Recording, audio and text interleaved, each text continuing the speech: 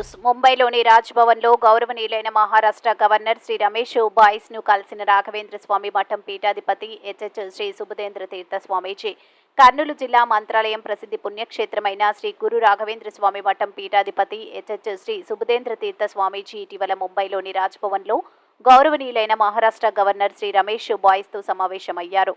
ఈ మహత్తర సందర్భంలో గురు రాఘవేంద్ర స్వామి మఠం పీఠాధిపతి హెచ్హెచ్ శ్రీ స్వామీజీ విశిష్ట సమక్షంలో శ్రీకృష్ణ చారిత్ర్య మంజిరి పుస్తకం యొక్క మరాఠీ అనువాదాన్ని గవర్నర్ బైస్ ప్రారంభించారు. ఈ పుస్తకాన్ని పూణేలోని ప్రొఫెసర్ గురురాజ్ కులకర్ణి అనువదించారు. అనంతరం మహారాష్ట్ర గవర్నర్ శ్రీ గురు రాఘవేంద్ర స్వామి మఠం పీఠాధిపతి హెచ్హెచ్ శ్రీ సుబుధేంద్ర తీర్థ స్వామీజీని ఘనంగా సత్కరించారు.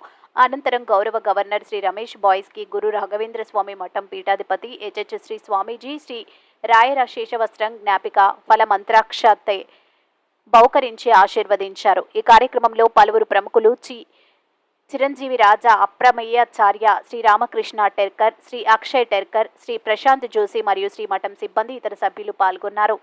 పుస్తకం యొక్క వివరాలు. అసలు మూలం శ్రీ రాఘవేంద్ర స్వామి రచించిన శ్రీకృష్ణ చరిత్ర మంజరి మహోపాధ్యాయ పండిత కేసరి శ్రీ రాజా ఎస్ గిరి ఆచార్య సంకలనం చేశారు.